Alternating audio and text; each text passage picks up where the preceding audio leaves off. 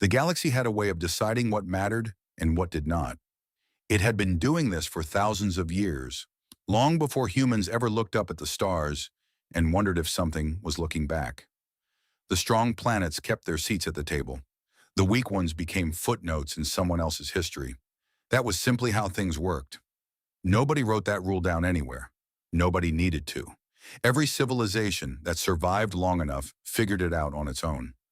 The Galactic Concord was the closest thing the known galaxy had to a government. It was made up of 47 spacefaring civilizations, each one with its own history, its own fleet, its own agenda. They met in a great hall on the neutral station called Arveth Prime, a city-sized structure floating in the empty space between three star systems. The hall was enormous. The seats went up in wide rings, like an amphitheater built for giants. Delegates from dozens of worlds sat in those seats, wearing their colors, breathing their filtered air, watching each other with the particular kind of patience that comes from knowing that every word spoken in that room could mean war or trade or silence for 100 years. Earth had been given a seat at the outer ring, the provisional ring, the ring where new members sat until the Concord decided they were worth something more permanent. It was not an insult exactly. It was just the way things were arranged. Old members sat close to the center. New ones sat at the edge and watched and learned. Humanity had been a provisional member for 6 years, long enough to know the rules, not long enough to change them. Ambassador Yara Oay represented Earth at the Concord. She was a tall woman with short gray hair and eyes that rarely showed what she was thinking. She had spent 30 years in diplomacy before this posting, and she had learned the most important skill in that work: how to sit still and listen while someone was doing something that they thought you didn't understand. She was very good at that. On the morning that would later be called the turning point, she sat in her seat in the outer ring and watched the Vorath delegation walk to the floor. The Vorath were reptilian. They stood on 2 legs, but their bodies were wide and low, their necks thick, their eyes set wide apart on angular heads. Oh, they moved with a kind of deliberate heaviness, like each step was a small statement of intent. They came from the Vorath Dominion, a stretch of space covering 11 systems in the galactic east, built entirely through conquest. They had absorbed 4 civilizations in the last 2 centuries. 2 of those civilizations no longer existed in any meaningful form. High Marshal Ketsara did not attend the Concord meetings himself. He sent his ambassador, a Vorath named Drex, who was polished enough to say terrible things in very clean language. Drex was good at his work. He wore formal Dominion colors, deep black with gold markings along the collar, and he spoke in the measured tones of someone who had already decided how the conversation would end. Drex stood at the center floor and requested a formal review of Earth's membership classification. The room shifted, not visibly, not in any way that would show up on a recording, but Yara felt it. The slight tightening in the way certain delegates held themselves. The careful blankness on the faces of the Keth delegation, who sat in the inner ring, and whose trade ships used the same corridors as Earth's.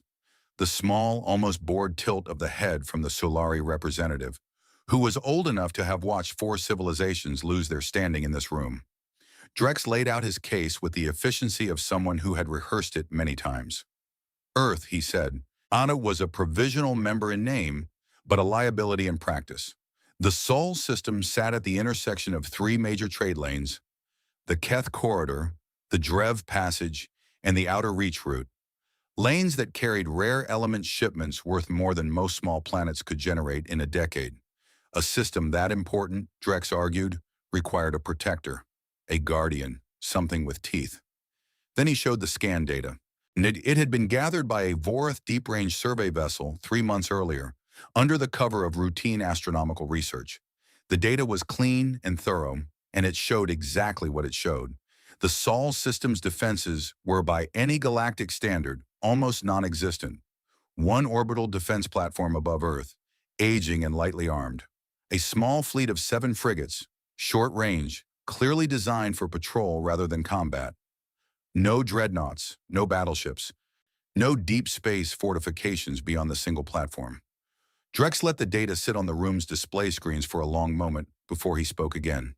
He said that under Article 12 of the Concord Charter, A member world that could not demonstrate adequate self-defense capability could be reclassified as a non-militarized dependency. A dependency had no veto rights. A dependency could not refuse the protective oversight of a more capable member. A dependency was, for all practical purposes, not available. He did not say the word available out loud. He didn't need to. Yara watched the room. She watched the Keth delegate study the table in front of him. She watched the Sulari representative make a small note on his datapad. She watched 3 different inner ring delegates exchange glances that were just a fraction too quick to be casual. She noted all of it with the careful attention of someone filing things away for later use. Then Drex said something that made the whole room very quiet. He said that the Vorath Dominion, as a senior member of the Concord with deep space patrol capabilities, was prepared to offer Earth its protection, out of respect for the Concord's values, out of concern for the stability of those 3 critical trade lanes, out of simple neighborly goodwill. Several delegates coughed. One of them might have been hiding a laugh. Yara stood up. She did not ask for the floor.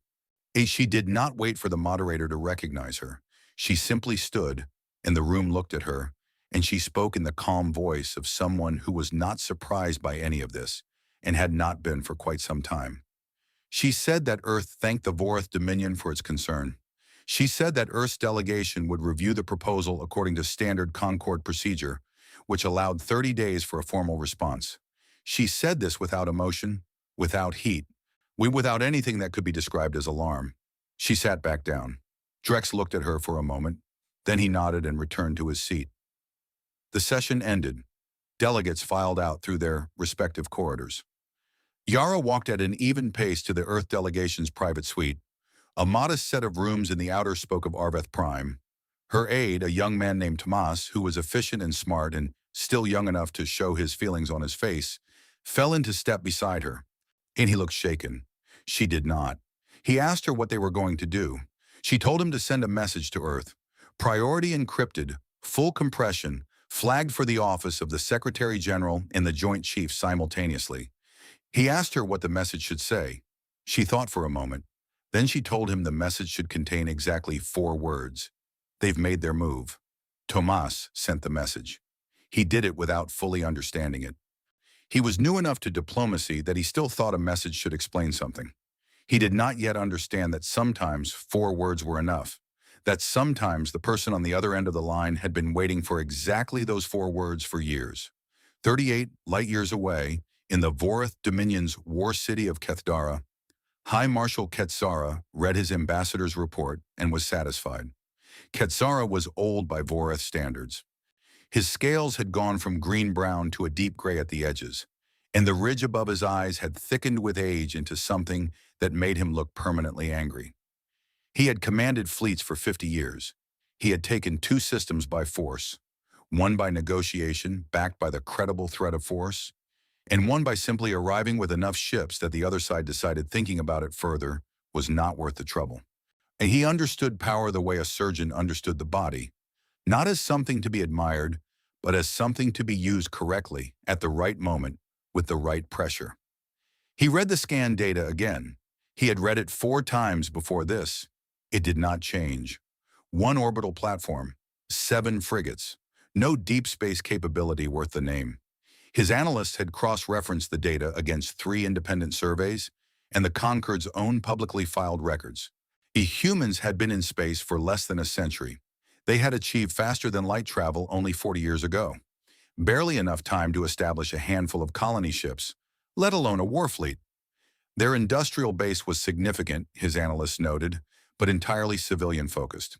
Energy production, food systems, colonial infrastructure, not warships. Worse, one of his younger staff officers had flagged something in the report. A note suggesting that Earth's ocean floors contained unusual thermal readings that might indicate underground construction. The note was attached as an addendum. Ketsara had read it. Then he had moved on. Thermal readings in ocean floors could mean 100 things. Geological activity, tidal energy harvesting, underwater habitat construction. There was no evidence of weapons-grade manufacturing. No evidence of anything that changed what the scan data clearly showed. He called his war council. There were 7 of them. the senior commanders of the Vorath Dominion's military apparatus. They sat around a long table of dark stone in a room with no windows, because Quetzara had always found windows in command rooms to be a distraction. He laid out the situation without drama. He showed them the data. He showed them the trade lanes. He showed them Earth's position at the intersection of all three. He told them what he intended to do. The council approved it unanimously.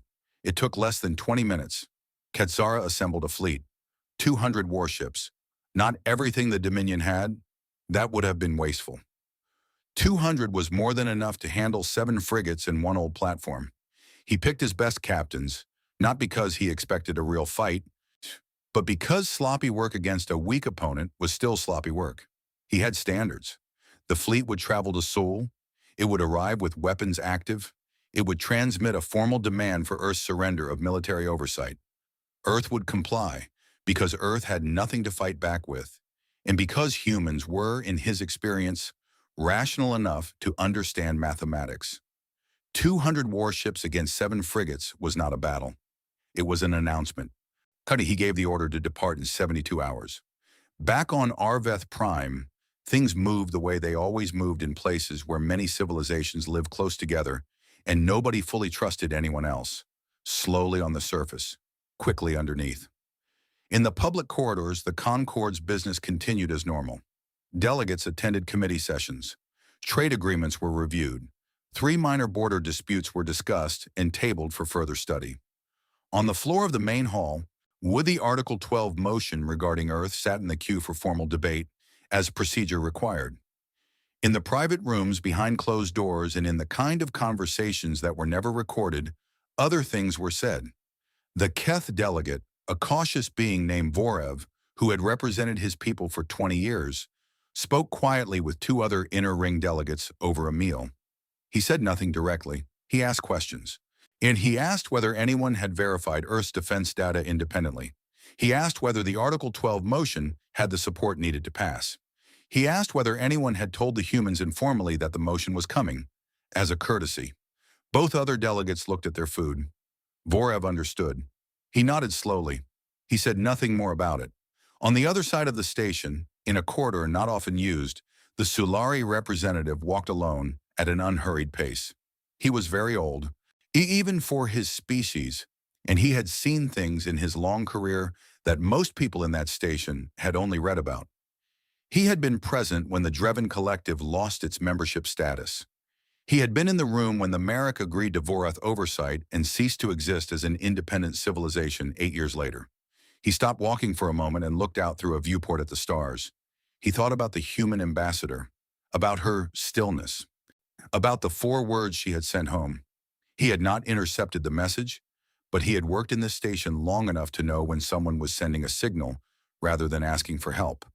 He had seen panic in this hall many times. He knew what it looked like. The human woman had not shown a single trace of it. He found that interesting. He also found it slightly worrying. In the way that very experienced people sometimes worry not about the thing that is obviously dangerous, but about the thing that is too calm when it should be afraid. He began walking again. He had a meeting to attend. Life went on as it always did, at the edge of large events. On Earth, the message arrived in the early hours of the morning, local time in Geneva, where the Secretary General's office was located. It was decoded in seconds and delivered to 2 people simultaneously, the Secretary General herself and the Chairman of the Joint Chiefs of Staff, a man named Admiral Eric Vance, who had been in the military for 40 years and who had spent the last 15 of those years preparing for exactly this moment.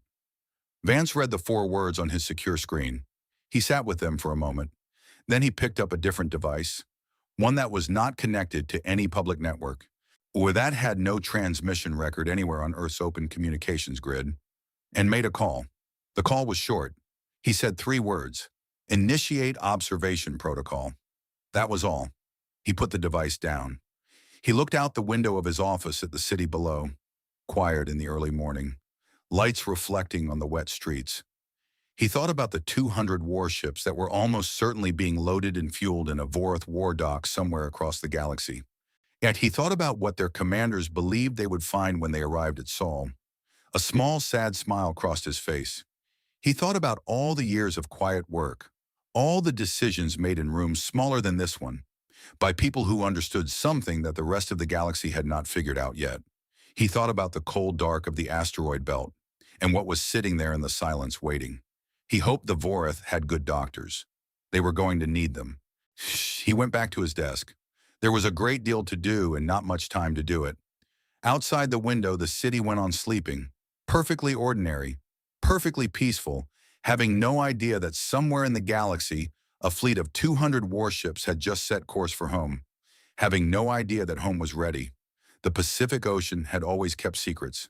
It was the largest body of water on Earth, deeper in places than the tallest mountains were tall, and darker at the bottom than anywhere else on the surface of the planet. Humans had explored it for centuries and still had not fully mapped it.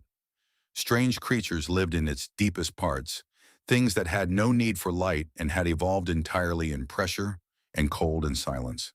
The ocean did not give up what it held without a fight. It had been hiding something for 37 years. Commander Dara Voss stood on the upper observation deck of a transport shuttle as it descended through 3,000 meters of black water. She was looking out through the reinforced viewport, watching the lights of the facility appear below her, like a city coming out of a fog. She had made this descent over 100 times in her career. It never got ordinary. The bastion yards stretched across the floor of the Pacific in a complex that covered more ground than some small countries. It had been built in the sections over decades, each section added carefully and quietly, and covered by the kind of bureaucratic paperwork that made things disappear into filing systems and stay there. The construction crews had signed agreements that were not quite official secrets, acts, and not quite employment contracts, but were both at the same time. They had built something enormous in the dark and then gone home and said nothing, because they understood what they were building and why it needed to stay quiet. The yards could build a dreadnought from keel to launch in 14 months. It had done so 11 times. Voss stepped off the shuttle into the main receiving bay, a chamber large enough to land a fleet of aircraft, and was met by her second-in-command, a compact and serious man named Lieutenant Commander Ren Park, who handed her a status tablet without being asked and fell into step beside her. In the tablet showed everything she needed to know in a quick summary. Activation order received, 41 minutes ago. Stage 1 protocols already running. Power systems coming online in sequence. Crew recall underway through the standard cover signals. A series of apparently random commercial broadcasts that, to the right people listening on the right frequencies, spelled out very specific instructions. She asked Ren how long before the belt contingent was ready. He said 36 hours, if everything went smoothly. She asked what was most likely to not go smoothly. He said the reactor on the UEFS Titan's Wrath had been running cold for the last cycle, and the engineers were cautiously optimistic about bringing it to full power on schedule, which in his experience meant they were not optimistic at all. She told him to put their best team on it. She walked through the yards while Ren briefed her, past dry docks where smaller vessels were being fueled and loaded, past engineering bays where the hum of work was already rising to something that felt more like a vibration in the bones than a sound in the ears. Workers moved with purpose. Nobody ran. Running in a facility like this was how accidents happened. But everyone moved as if the floor beneath them was slightly tilted in the direction they needed to go. Voss had been in the military for 22 years. She had served on 3 different vessels. It had commanded a destroyer for 4 years before being moved into the strategic command structure, and had spent the last 6 years as the operational commander of what the yards called the surface layer, the visible part of Earth's defense, the 7 frigates and the orbital platform that the galaxy could see and measure and apparently dismiss. She had never told anyone what she actually commanded. Not at parties, not to family, not to anyone who didn't already know. Why? Because anyone who already knew understood why you didn't talk about it. She thought about the Vorath scan data, which had been quietly intercepted and copied months before it was ever presented to the Concord. She thought about the analyst reports she had read, carefully detailing how thoroughly and confidently the Vorath had concluded that Earth was defenseless. She thought about the small note in one of those reports. A junior Vorath staff officer had flagged the thermal readings from Earth's ocean floors as potentially significant. The note had been reviewed by a senior officer and deprioritized. She had read that note 3 times. She was grateful for confident enemies. 52 million kilometers away, in the outer stretch of the asteroid belt, 14 ships were waking up. They had been out there for a long time. The oldest of them, the UEFS Sovereignty, had been cold drifting in the belt for 19 years. Her power systems reduced to the absolute minimum needed to keep the internal systems from dying entirely. Her crew replaced on rotating 6-month tours by people who traveled to and from her in small, unmarked transport vessels that moved without transponder signals. The newer ones had been out there for less time, but all of them had been waiting long enough that the crews who served on them thought of the waiting as simply the nature of the job. They were dreadnoughts. The word did not fully communicate what they were, because words are built by the experience of the people using them, and no one in the galaxy had seen anything quite like these. Each one was between 3.5 and 5 kilometers long. They were not elegant ships. They were not built to be. They were built the way a hammer is built, for what they did, not for how they looked. Their hulls were dark and layered, made of materials developed over 30 years of research into what happened when things tried very hard to destroy something and failed. Their weapon systems included mass drivers capable of accelerating a dense metal slug to a significant fraction of the speed of light, close-range energy weapons for work at short distances, Shinran missile banks that could put enough warheads into space to fill a small sky. Their point defense systems were perhaps the most remarkable thing about them. Each dreadnought was surrounded, when active, by a network of smaller automated weapons platforms that tracked and destroyed incoming projectiles with a speed and accuracy that made the space around the ship almost impossible to penetrate. The network was designed and then redesigned and then redesigned again by teams of engineers who had spent their careers thinking about what someone would try to do to one of these ships and then making sure it wouldn't work. The dreadnoughts also had something that no other military force in the known galaxy had yet developed into practical application: genuinely effective artificial intelligence targeting systems. Not the limited automated systems that most species used, which could handle simple tracking tasks but needed crew oversight for anything complex. These were systems that could manage an entire battle engagement without a human giving them individual instructions, that could assess a changing field of hundreds of targets simultaneously and make decisions in fractions of a second that would have taken a human crew several seconds at minimum. Humans had been good at computing for a long time.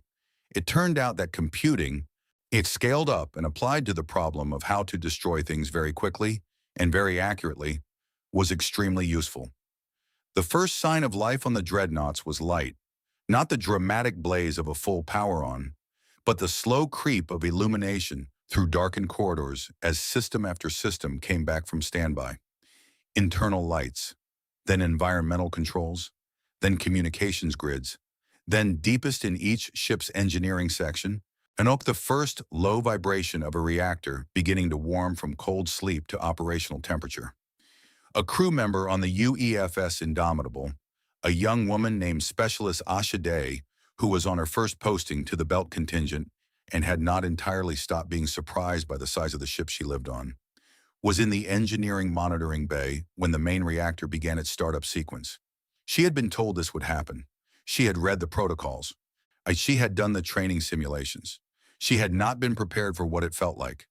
The reactor coming to full power was not a noise. It was a change in everything. The floor under her feet went from still to suddenly, constantly alive. The air in the bay changed pressure slightly. Every screen in the room shifted from standby amber to operational white. And through the hull, through 3 meters of layered composite armor that could absorb a direct hit from most warship weapon systems, she felt the hum of something enormous deciding to be awake. She sat very still for a moment. Then she ran her checks and filed her report, because that was her job, and the ship needed her to do her job.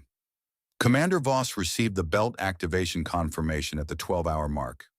She was in the command center of the bastion yards by then, standing in front of the primary tactical display, a 3-dimensional holographic map of the Sol system that covered most of a large room, with each tracked object represented by a small light and a data tag.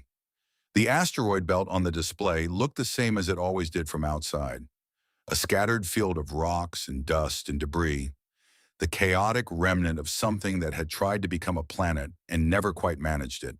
Oh, but when she filtered the display to show the deep ping returns of the yard's own long-range sensors, other things appeared in the belt. 14 things, each one large and geometrically regular, each one now showing the faint but unmistakable power signature of a reactor running warm. They looked like small suns being born in slow motion. Voss stood with her hands clasped behind her back and watched the lights come on. Ren came to stand beside her. He looked at the display. He said nothing for a moment. Then he said that the Vorath were estimated to arrive at the edge of the Sol system in approximately 70 hours. She nodded. He asked her, and there was something in the way he asked, something quieter than his usual professional tone, whether she thought this was really going to work. Not the battle exactly, the whole thing, the plan that had been running for 37 years, that had been built by dozens of people who mostly hadn't lived to see it come to this point. She thought about the question seriously. She did not dismiss it. Ren was not asking out of doubt. He had none. She knew that about him. But out of the kind of honest wonder that comes from standing at the edge of something that was supposed to be theoretical and discovering it has become real. She said yes. She said it was going to work because it was designed by people who understood the first and most important thing about fighting from a position of apparent weakness. That the enemy's confidence is your most powerful weapon. The Vorath were coming because they believed the math. 200 against 7. They had calculated the outcome before they ever left their home dock. They were not coming to fight. They were coming to arrive. And when you believe you're arriving rather than fighting, well, you don't bring your best thinking. You bring your paperwork. She looked at the 14 lights in the belt. She said that she wasn't afraid, not even a little. In the dark side of the moon, in the facility called Fort Silence, the lights had been on for hours. Fort Silence was not a dramatic name, but it was an accurate one. The facility had been built into the lunar rock over 20 years, carved out with the same patient secrecy that had produced the bastion yards. And it had earned its name because not a single signal had ever escaped it that was not intended to escape. It was shielded, buried, cold from the outside, undetectable by any scan the galaxy had yet developed. It was the brain of Earth's actual military apparatus, and it had been thinking for a very long time. Admiral Haruto Shen arrived at Fort Silence via a sublunar transit tunnel from the nearside landing facility. He was 61 years old, lean and gray-haired, with the kind of posture that never fully relaxed even in quiet rooms. He had commanded the Belt Contingent for 7 years. Before that, he had been the chief strategic architect of something called the Iron Doctrine. Earth's actual military strategy, developed over decades, known in its complete form to fewer than 200 people alive. He walked into the main command room of Fort Silence and looked at the screens. There were a great many screens. They showed him everything. The Vorath fleet's projected course, updated from the passive sensor network scattered across the outer Sol system. The current status of the 14 Dreadnoughts in the belt. The readiness reports from the bastion yards. The tactical display of the Sol system, with every rock and corridor and calculated firing angle already mapped and modeled again. He took a cup of coffee from the station near the door and stood in front of the main display, looking at the galaxy the way a chess player looks at a board when they have been thinking 10 moves ahead for 37 years, and the other player has finally made the move that the whole game was waiting for. A young officer asked him if he needed anything. He said no. He asked her if the fleet was on schedule. She said, "Yes, sir. All 14 confirmed warm and cruise at 70% manning, with full complement expected in 20 hours. He nodded. He drank his coffee. He thought about the 200 Vorath ships out there in FTL space, moving at speed toward a system they believed was sleeping. He thought about their captains, reading their own screens, running their own calculations, confident in the math of overwhelming force. He thought about what they were expecting to find. He thought about what they were actually going to find. He set down his cup. He said quietly, and to no one in particular, that it was a long time coming. Then he got to work. The edge of the Sol system was not a line. There was no wall, no marker, no clear boundary where one thing ended and another began. Space did not work that way, but humans had decided some years ago that the edge of their system began at the outer boundary of the Oort cloud, that vast and distant shell of frozen objects that drifted at the very limit of the sun's gravitational reach, were so far out that the sun itself was just the brightest star in the sky rather than the thing that ran the world. They had put sensors out there, passive ones, cold and quiet and built into the faces of rocks that looked like every other rock in the cloud. The sensors had been sitting out there for 19 years, listening, and they had never had anything important to report. Until now. The first contact alert reached Fort Silence at exactly 14 minutes past 3 in the morning, in Greenwich Mean Time, which was the time zone the facility used because someone had decided years ago that a unified clock made coordination easier, and nobody had bothered to argue. The alert was not a sound or a light. It was a small entry on a screen in the passive sensor monitoring room, a room staffed at all hours by 3 analysts whose job was to watch those screens and report anything that was not background noise. When analyst second class Priya Mehta was one of the 3 on duty when the entry appeared. She looked at it. She looked at it again. She ran the verification protocol, which took 40 seconds, and confirmed what she was seeing. Then she pressed the alert key and reported it up the chain in the clipped, factual language that her training required. The Vorath fleet had dropped out of FTL travel at the outer edge of the Oort cloud. Preliminary contact count, 193 vessels. Shu approximate bearing, inner system, direct course toward Sol. Speed, standard sublight approach, likely reducing to tactical speed in approximately 6 to 8 hours. She filed the report and went back to watching her screens, because that was her job, and the rest of it was someone else's job, and the system worked because everyone did their part. Admiral Shen was awake when the alert came. He had not slept in the previous cycle, not fully. He had dozed for a few hours in the chair in his office, which was not sleep in any medical sense, but was the kind of rest that experienced military people learned to take when full sleep was a luxury the schedule did not offer. When his communications officer knocked and entered and told him contact had been confirmed, he was already sitting up. He walked to the main command room with his coffee, a fresh one this time, and stood in front of the display, which had updated itself in the seconds since the alert to show the Vorath fleet as a cluster of red contact markers at the far edge of the system. From that distance, against the scale of the Sol system map, the 200 enemy ships looked like a small smear of color. He knew better than to be comforted by that. Commander Voss came online from the bastion yards within minutes.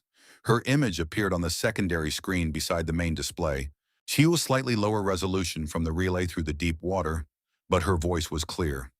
She reported that all 14 dreadnoughts were fully crewed and fully powered, that the fleet was in position in the belt and awaiting orders, and that the Titan's Wrath reactor issue had been resolved 40 minutes before contact. An engineer named Kowalski had apparently worked through 2 consecutive rest periods to make it happen. Which Voss said she intended to give Kowalski a very long leave when this was over. Shen said that sounded reasonable. He asked for the full tactical breakdown. The next 2 hours were work. Detailed, technical, focused work. The kind that doesn't make good stories but is the reason good stories happen. The tactical teams modeled approach vectors. They ran probability assessments on the Vorath formation options. Based on the fleet composition, the sensors were now clearly identifying. So they confirmed the positioning of the Hephaestus array, the mass driver network built into selected asteroids throughout the belt. Each one aimed and calibrated and ready, part of the Sol system's terrain itself, rather than something the enemy could see coming. They checked the point defense network, cross-checked the communications relay to Fort Silence, confirmed the response protocols with the captains of every dreadnought through the encrypted command channel. All 14 confirmed ready. At hour 6, when the Vorath fleet had reduced to tactical approach speed and was moving through the deep outer system at a pace that suggested they were running active scans, checking the system as they came, not bothering to hide themselves because why would they need to? Shen made his decision about timing. He would not wait for them to reach the asteroid belt. He would not wait for them to reach Jupiter's orbit or Mars or any other landmark. He would speak to them when they reached the point he had long ago designated on his maps as the threshold, a specific distance from the inner system beyond which retreat was possible, but significantly harder. He wanted them past the threshold when he spoke. He wanted them committed. He also had another reason. He had been thinking about it for most of the night. He was about to say something to a Vorath marshal on an open channel that the entire Concord would be monitoring. He did not want his words to be those of a man defending a door. He wanted them to be those of a man standing in the middle of a room he owned. There was a difference. The galaxy needed to understand that difference. At the Concord station of Arveth Prime, the night cycle was several hours advanced, and most of the diplomatic staff were asleep or in their private quarters. But the Concord's automated monitoring systems never slept. And when a contact array of 193 Vorath warships appeared in Sol System space, the system flagged it, and the duty officers were woken, and the lights in certain key rooms came back on. The Concord did not interfere in military matters between members and non-members under most circumstances. Article 17 was clear about that, but 200 warships entering a member system, even a provisional one, was not an ordinary circumstance. Ash and the duty staff had authority to open the monitoring feeds and watch. So the Concord watched. In a secure communications room, an analyst named Kale, who worked for the Keth delegation and was up late for reasons of personal habit, noticed the feeds open and began following the data. He sent a quick message to Delegate Vorath. Sol contact confirmed. Vorath fleet in system. Recommend you wake up. Vorath was awake in 4 minutes. He was looking at the data in 5. The Solari representative, who had been awake anyway in the way that very old beings sometimes are through simple inability to sleep, was already watching when the Vorath fleet crossed into the outer system.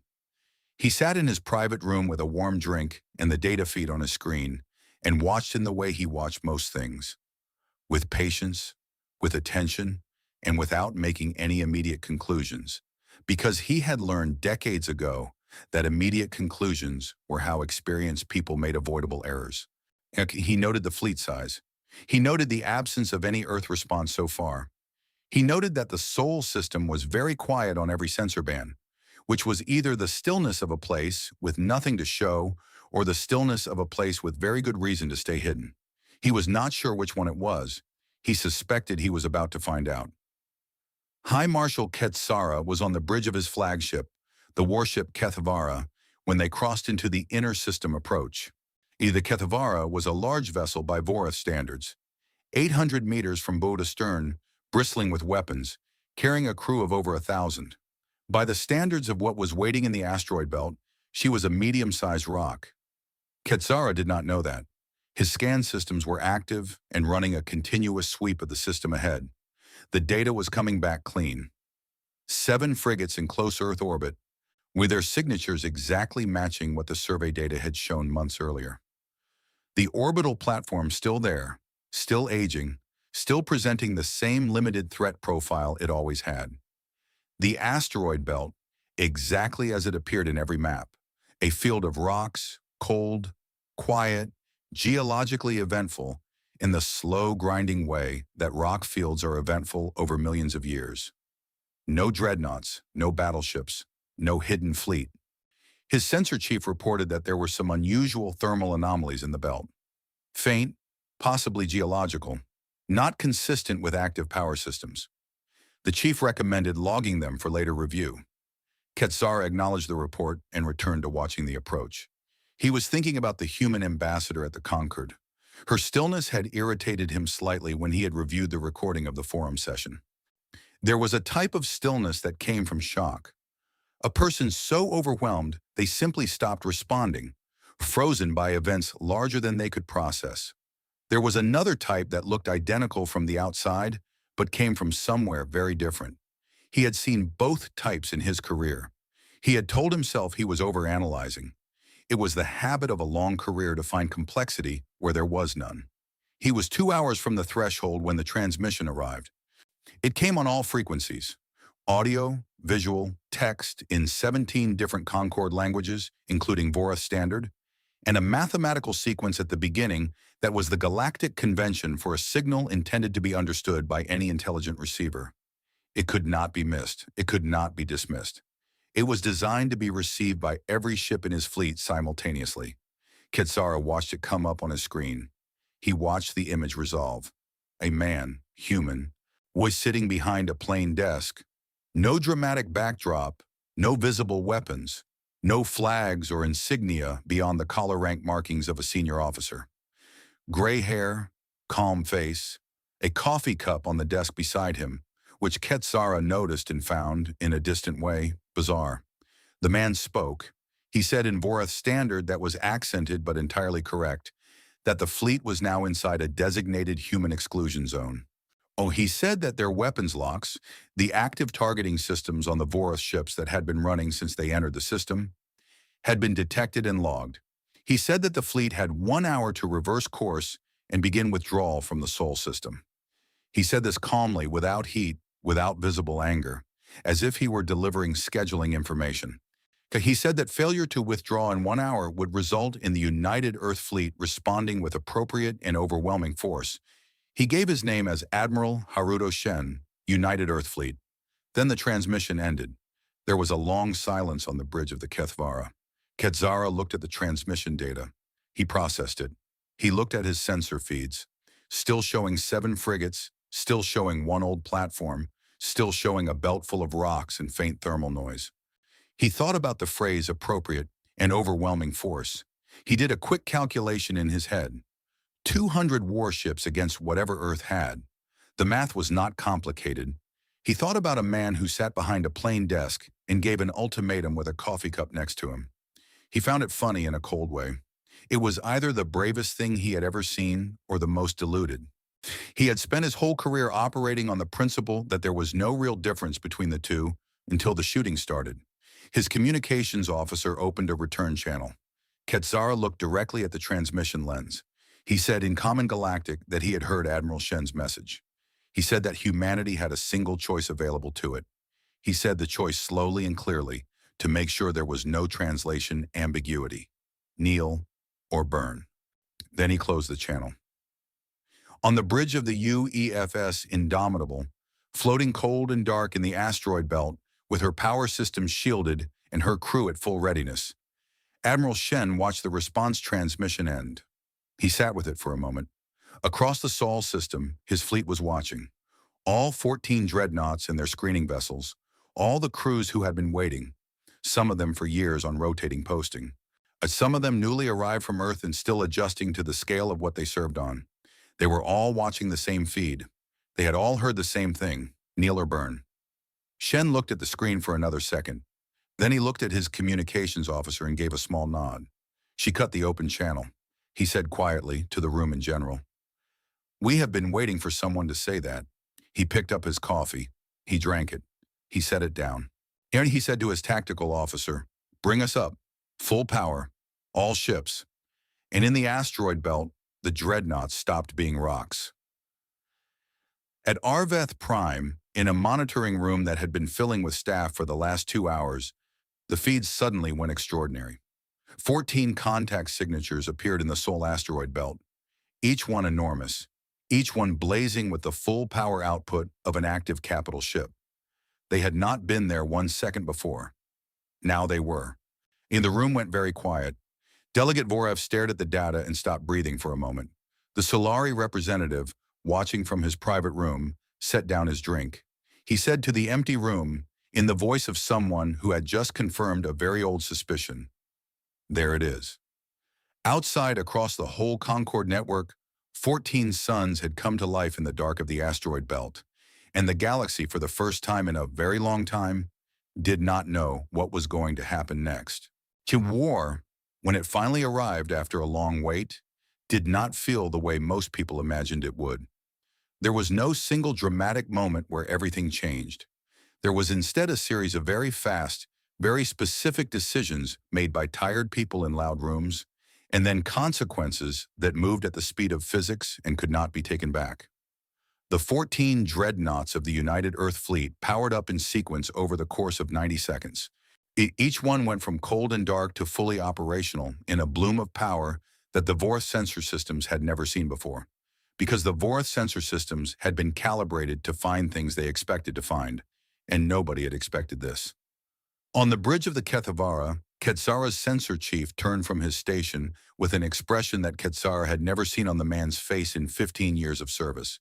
The chief was not panicked. He was past panic, went into the specific stillness of someone who is looking at data that does not fit any model in their training. He said there were active contacts in the belt, 14 of them, capital class. Katsara said nothing for a moment. He looked at the contacts himself. He looked at their size. He looked at the power signatures, which were not simply large. They were extraordinary reactor outputs that matched nothing in the Concord's shared database of known vessel classes. Then he looked at his fleet spread out across the approach corridor behind him, 200 ships arranged in the standard crescent formation, and he did the new math. 200 against 14 should have been fine. Except these were not 14 frigates or 14 cruisers. These were 4 kilometers of metal and weapons each, fully operational and sitting in terrain they knew better than he did. He began to understand that he had been looking at the wrong problem. He called his formation captains. He told them to begin spreading into a wider crescent to cover the belt entry points. He told them to go to weapons hot and charge all primary systems. He told his navigator to begin a tactical deceleration so the fleet didn't overrun its own optimal firing range. He was doing all the right things. He was also doing them approximately 37 years too late. Admiral Shen watched the Vorath formation shift on his tactical display and recognized what Katsara was trying to do. The wider crescent was the correct response to a threat coming from the belt. It would let the Vorath bracket the exit corridors and catch any ship trying to come straight through in a crossfire. It was a good tactical adjustment. Shen had expected it. He had, in fact, counted on it. He told his tactical officer to begin Phase 1. Phase 1 was not the Dreadnoughts. Phase 1 was the screen. The smaller vessels of the Earth fleet, 18 ships between frigate and cruiser class, which had been sitting behind the Dreadnoughts in the belt. They came out of the rocks at speed in 3 separate groups, moving fast toward the outer belt boundary where the Vorath crescent was still forming. Their sensors broadcasting loudly and their electronic signatures deliberately exaggerated to look larger than they were. They were not trying to hide. How they were trying to be seen. The Vorath captains on the flanks of the crescent did what any sensible captain would do when fast contacts came toward them through broken terrain. They moved to intercept. The crescent tightened on its edges, curving inward like hands closing around something, which was exactly what Shen wanted. He watched the formation compress. He watched the flanks pull in. He watched the Vorath center, the heaviest part of the crescent, lose the space it needed to maneuver because its own wings had moved inward. He said, "Iron Corridor, authorization Shen Alpha 7. 2 Dreadnoughts, the UEFS Sovereignty and the UEFS Relentless, had not moved from the positions they had been holding in the belt for the last 6 hours. They were deep in the rocks, off the main approach vectors, sitting in gaps in the asteroid field that had been identified by Earth survey teams decades earlier for exactly this purpose. When the Vorath crescent compressed and the center mass pushed forward into the approach corridor, the Sovereignty and the Relentless were already on both sides of it. They opened fire together. The mass driver rounds moved at a fraction of the speed of light, which was very much faster than anything a crew could see and react to. They were not smart weapons. They were simply very dense, very fast objects moving in a straight line, or in the physics of very dense, very fast objects hitting other objects was not complicated and was not survivable. The corridor between the 2 Dreadnoughts became, for 6 minutes, the most lethal stretch of space in the Sol system. 41 Vorath ships were destroyed in those 6 minutes. Some broke apart cleanly under single hits to their power cores. Others took damage that killed their drives and left them spinning, venting atmosphere into vacuum. And the follow-up rounds found those too. A handful managed partial evasion, rolling and burning hard on emergency thrust. But the Sovereignty's AI targeting system had already calculated evasion corridors and distributed firing solutions among its 6 mass driver banks before the first shot was fired. The Vorath captains who survived the corridor scattered. Some pushed forward. Most tried to go back or sideways. Hoikuden found the screen ships waiting in the rocks with missiles and short-range weapons to deal with vessels trying to maneuver through tight spaces without enough clearance. At Arveth Prime, a monitoring officer said, in a very flat voice, that 40 contacts in the Vorath formation had just gone dark. Her supervisor told her to verify the number. She verified it. She said it again. 41. The supervisor reported upward without saying anything else because there was nothing else to say. Quetzara was a composed man by nature and training, but he felt something he had not felt in decades, the precise and unpleasant sensation of fighting an enemy that was doing what it had planned to do, while he was doing what it had planned him to do. Every move his captains made was landing them somewhere that hurt more than the move they had left. The corridor ambush had cost him 41 ships in 6 minutes. His crescent was broken.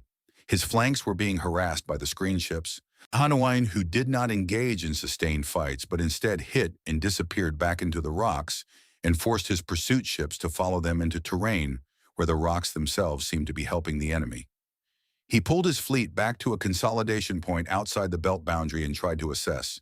He had 152 ships still combat functional, against 14. By the original numbers, it was still overwhelming force, but the 14 had not been damaged. None of them had taken any meaningful hits. His own fire had been largely ineffective because the Dreadnoughts barely moved and didn't need to. The point defense networks around each ship had chewed apart his missile salvos so efficiently that most of his range fire had simply vanished before reaching his target, and the few hits that had gotten through had not done visible damage. He had been in command of fleets for 50 years. He had never seen point defense work like that. Or he decided to mass his fire. A single focused volley from 100 ships, all targeting the same vessel. No point defense system in existence could absorb that volume. He picked a target, the UEFS Titan's Wrath, the dreadnought at the far left end of the Earth formation, which his sensor chief had flagged as having a slightly different power signature from the others. Possibly less stable, possibly the weakest link. He ordered every available weapon system to charge. He ordered his captains to designate the Titan's Wrath as primary target. Single coordinated salvo on his mark. He gave the mark. The coordinated Vorath salvo was enormous. 100 ships firing simultaneously produced a volume of fire that genuinely did exceed the Titan's Wrath's point defense capacity. Energy beams, missiles, kinetic rounds, all of it arrived in a window of 3 seconds, and not all of it was stopped. The Titan's Wrath took 18 direct hits in 3 seconds. There was, across every bridge in the Vorath fleet, a brief moment of hope. Then the Titan's Wrath came back out of the fire cloud, still moving, still accelerating. Its hull was scorched, sections of its outer armor gone in places, a long scar running from the midship section to the stern where something had carved through the outer layer without reaching what mattered. Its weapons were active. Its drives were at 100%. Quetzara stared at the damage report and could not fully process it. 18 direct hits.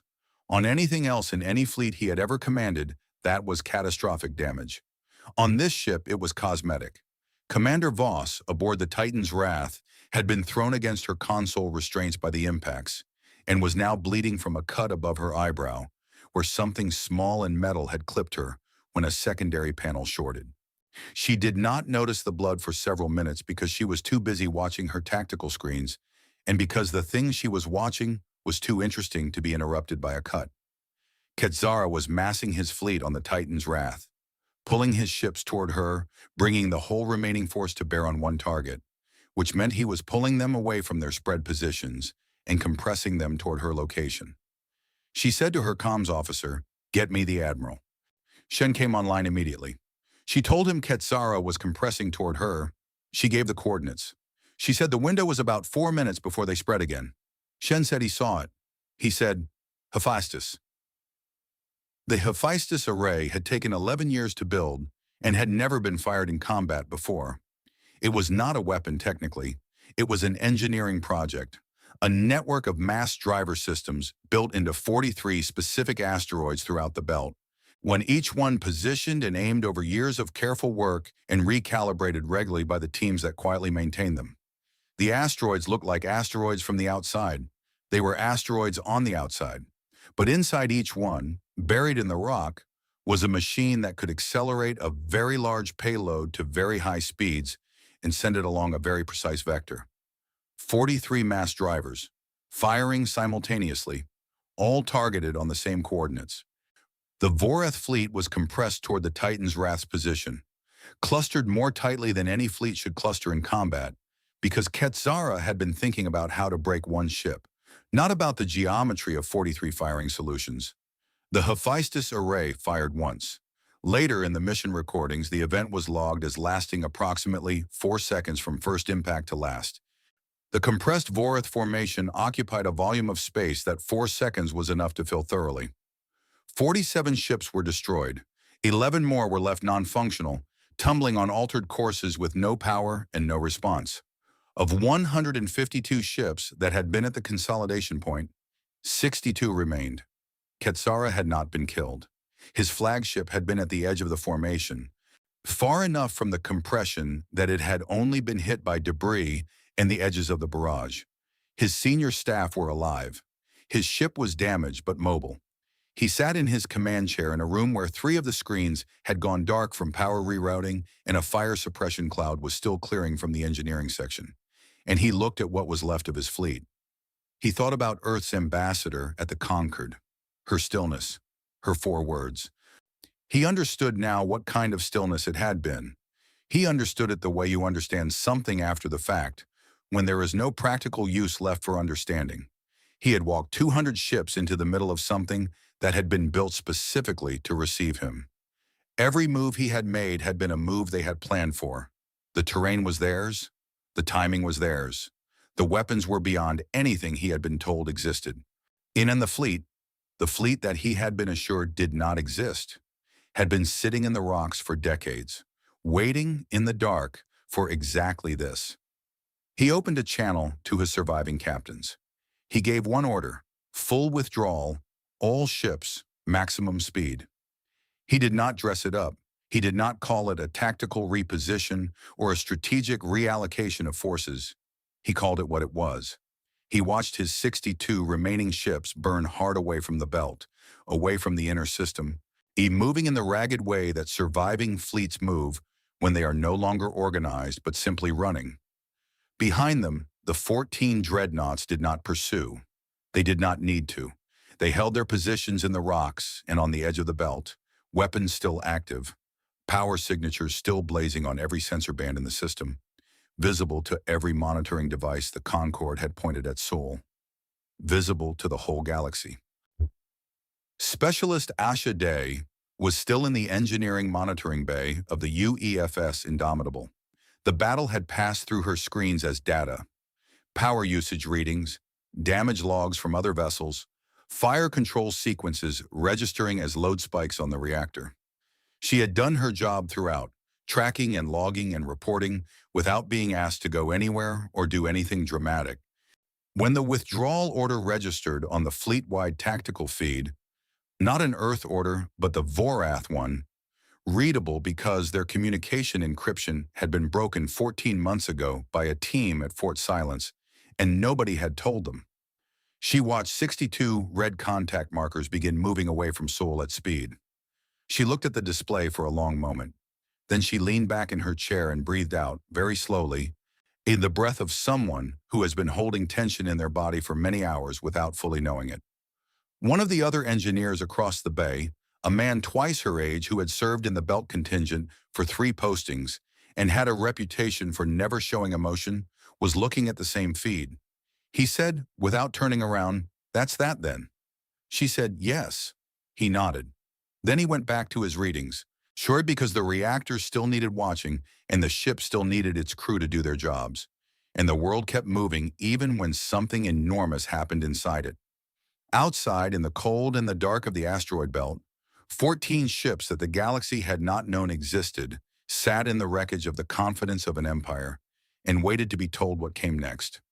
3 weeks after the Battle of Sol, the Galactic Concord convened an emergency session that every delegate in the station's history agreed was the most attended, most tense, and most consequential meeting the body had ever held. The outer ring was full. The inner ring was full. The overflow observation galleries, which had been opened 3 times in the Concord's 400-year history, were full. Representatives who had not attended a floor session in years were present. Some had traveled for days to be there. However, everyone wanted to see what happened next. The first order of business was the Vorath Dominion. What remained of Ketzara's fleet had limped back to Vorath space over the course of 10 days, arriving in scattered groups, the larger ships towing the damaged ones that could not manage full drive power on their own. The Dominion's war city of Kethadara had received them in silence. The Concord had received the after-action reports from its monitoring teams in silence. War of the Galaxy had watched all of this and said very little publicly while saying a great deal privately. High Marshal Quetzara did not appear before the Concord himself. He sent a legal representative, which was his right under Concord procedures. The representative was a Vorath named Tev, well-spoken and composed in the manner of someone who has been handed an extremely difficult assignment and decided the only reasonable response was professionalism.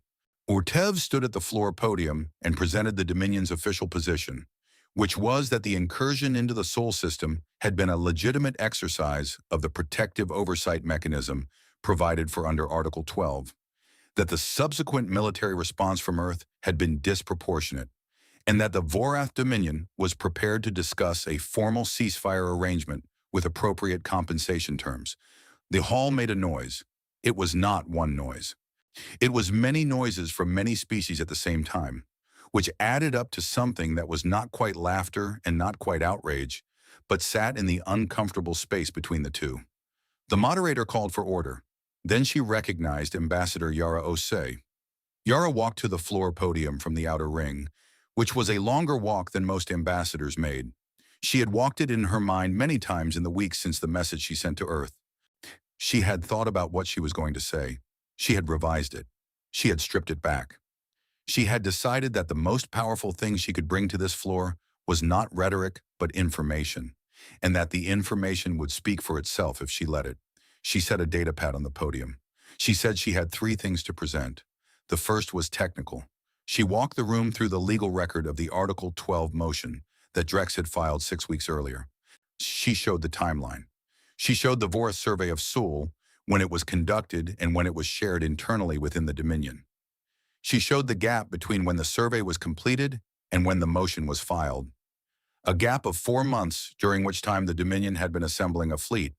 She connected these pieces in the plain, unfussy language of a person who does not need to make their evidence more dramatic because it is dramatic enough already. She said that the Article 12 motion had not been a legal question seeking a legal answer. It had been a preparation step for an invasion that was already being planned when the motion was filed. The fleet did not move because the Concord's legal process was underway. The legal process was initiated to give the fleet's movement cover. The hall was very quiet. The second thing was what she called the observation record. She brought up a series of communications logs. They had been obtained through methods she described only as consistent with Earth's intelligence capabilities. And she said she was not going to discuss those methods because they were not relevant to what the logs contained. What the logs contained was relevant. They were private messages between 3 senior Concord member delegations and the Vorath ambassador in the months leading up to the fleet's departure. She did not read the messages aloud. She put them on the display screens and let the room read them. The messages did not show the 3 delegations ordering the Vorath to attack Earth. They did not need to. What they showed was something that anyone who had spent more than a week in diplomatic work would understand immediately. The particular language of people who have been told something is going to happen and have decided not to stop it. Careful non-responses to direct warnings. Reassurances that Article 12 was likely to pass. One message from a delegate who clearly had not expected it to ever be read outside a private channel that said simply, "The corridor access is worth more than the human seat." She named the 3 delegations. She named the individuals who had sent the messages. The hall did not go quiet this time. It went into a controlled version of chaos, the kind that happens in formal settings where people cannot simply start shouting, but very much want to. The moderator called for order 3 times. Once she got it on the third. The third thing Yara presented was brief. She said that Earth had concealed its military capacity since the day it joined the Concord as a provisional member. She said this was entirely legal, and it was, because the Concord required member worlds to disclose military assets only upon request of the Security Directorate, and no such request had ever been made regarding Earth, because no one had considered Earth worth asking. Why she said that Earth had made this choice deliberately, openly documented in the classified records of its own government, and that the reason was simple. Earth had wanted to know who its friends were before it let anyone know what it had. She paused. The hall was very still. She said that it now knew. She picked up her data pad and walked back to the outer ring. What followed was not a quick process. Nothing in the Concord was quick. There were procedural motions and counter-motions, morning requests for investigation, demands for the communications logs to be verified by independent analysts, heated exchanges between delegations on the floor and louder ones in the corridors outside. 3 delegations filed formal protests. 2 of them were the delegations named in Yara's communications record, which did not improve their credibility. The Vorath representative Tev, to his credit, made no attempt to argue that the logs were fabricated. He had been given the logs before the session, and he had assessed them for what they were. Genuine. He sat in his seat and made no further motions. There was nothing further to make. The investigation into the 3 named delegations was authorized within the week. The findings delivered 6 weeks later confirmed what Yara's logs had shown. 1 delegation was suspended from the Security Directorate pending review. Another voluntarily reduced its own member status to provisional, an almost unheard of action, but one that avoided a forced reclassification that would have been more damaging. The 3rd disputed the findings at length and was outvoted at every step. The Vorath Dominion was formally censured under Article 31, the Concord's harshest diplomatic penalty short of expulsion. They were required to withdraw from all systems adjacent to Sol-connected trade lanes. They were fined in a form that translated practically to a significant portion of their economic trade rights for 5 years. Quetzara was removed from his command by the Dominion's own government, partly in response to the Concord censure, and partly because losing 140 ships in a single engagement against a fleet that wasn't supposed to exist was the kind of result that ended careers everywhere in the galaxy. Earth's provisional membership was terminated, not revoked. It terminated, which meant it had fulfilled its purpose and was being replaced by something permanent. The motion to elevate Earth to full sovereign standing was proposed by the Keth delegation, which was notable because it was the Keth who had the most to gain commercially from staying friendly with humanity and had been the most obviously uncomfortable during the weeks before the battle. Delegate Vorath had spent those weeks quietly repositioning himself, and he was good enough at his job that the repositioning had worked. He introduced the motion with a prepared speech about the importance of the Concord reflecting the true capabilities of its members, and he looked across the room only once at the outer ring while he delivered it. Yara watched him without expression. The vote for full sovereign standing passed. Earth gained its permanent seat, its full charter rights, and a veto position on the Security Directorate. When the Security Directorate had 6 seats, Earth now held one of them. The signature on the formal elevation document was Yara's. She signed it in the same steady hand she had used to write every document in her career. No different from any other signature she had ever made except in what it meant. And she did not allow herself to sit with what it meant until she was alone in her quarters that evening. Then she sat with it for a long time. In the high orbit above Earth, and aboard the UEFS Indomitable, Admiral Shen had been waiting for the diplomatic process to complete before deciding what happened to the fleet. That decision was above his rank, and appropriately so. What to do with 14 dreadnoughts now that the galaxy knew they existed was a political question as much as a military one, and he was glad not to be the one to answer it. While he waited, he ran drills. He reviewed maintenance reports. He walked the corridors of the Indomitable the way he sometimes did when he needed to think, because the ship was large enough that a walk could last a long time, and long walks were good for thinking. He was in the lower observation bay when Ensign Kara Weston found him. She was 23 years old and had been on the Indomitable for 8 months, fresh out of the officer program, but still at the stage of her career where she was collecting experiences and putting them away carefully because she understood they were going to mean more later than she could currently appreciate. She had a question she had been holding for 3 weeks. She had decided to ask it. She found him standing at the viewport, looking down at Earth, the blue and white and brown of it. What the thing that had been built for and waited for, and was now sitting in the center of a galactic order that was rearranging itself around the surprise of it. She apologized for interrupting. He told her not to. She asked, "What happens now, sir? Now that everyone knows what we have?" He looked at Earth through the viewport. He had thought about this question.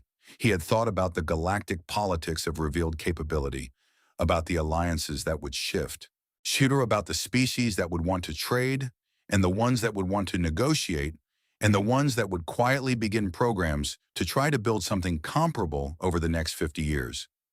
He had thought about the responsibility of it and the complexity of it in the years of work that were ahead, because security was never a thing you achieved and then possessed, but a thing you maintained continuously with constant effort. He thought about all of that. And then he thought about the simplest version of the answer. He said, "Now they have to be polite."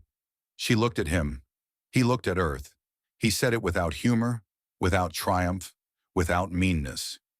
He said it the way someone says a plain fact, a thing that is simply true and does not require decoration. She thought about it for a moment, then she nodded slowly, in the way that young people nod when they receive a piece of information that is going to keep unfolding in their mind for years. She thanked him and left him alone with the view. In the centuries that followed, and there were many centuries, because the galaxy kept moving and things changed, and new civilizations emerged and old ones faded, and the great slow wheel of history continued to turn. The Battle of Saul was studied in military academies across 47 systems, not only for its tactical elements, which were remarkable enough, but for the decision that preceded it and shaped everything that followed. And a Concord historian named Sarah Vance, who wrote what became the definitive account of the event 300 years after it happened, concluded her work with an observation that was quoted in academic texts and popular histories alike for generations afterward. She wrote that the galaxy had looked at Earth and seen a world without weapons. It had seen the one platform and the 7 frigates and the empty belt and the new seat in the outer ring. And it had made the most natural error a powerful civilization can make. It had seen what it expected to see instead of what was there. She wrote that this error was understandable. The galaxy had long learned to judge worlds by what they showed, because most worlds showed everything they had, either out of pride or out of deterrence, or simply because the idea of hiding their strength had never occurred to them. Strength was something you displayed. It was currency. You spent it or you lost it. Once she wrote that humanity had understood something different, that a species which had survived its own long and violent history, wars that had lasted centuries, plagues, divisions, failures that had come close to finishing the whole experiment, had learned a specific and hard-earned truth. The most dangerous position to be in is the one where your enemy knows exactly what you have. And the most powerful moment in any confrontation is not when you reveal your strength. It is the moment just before, when the enemy has already committed, and the strength is still a surprise. She wrote that the most dangerous species in the known universe was not the one that fought from fear. It was not the one with the biggest fleet or the most advanced weapons, though humanity had both. It was the one that had waited, patiently, quietly, across decades, for a reason worth fighting for, and when that reason came, had answered. On Earth, in the years after the battle, most people went about their lives in the ordinary way. They worked, they ate, they argued about things that seemed important and some that did not. They raised children and told stories, and disagreed about history and agreed about small things, and lived the ordinary, complicated lives that people live everywhere in the universe, when the large events are not happening directly to them. Some of them knew, in the way that people know things that are officially classified but culturally understood, that something had changed, that the world their children would grow up in was different from the one they had grown up in, and that the difference was permanent, and that it had been earned over a very long time by a very large number of people who had mostly never been famous and never would be. The bastion yards kept building. Fort Silence kept thinking. The belt contingent kept watching from the dark. And the galaxy, for the first time in its long and complicated history, learned to knock before it entered.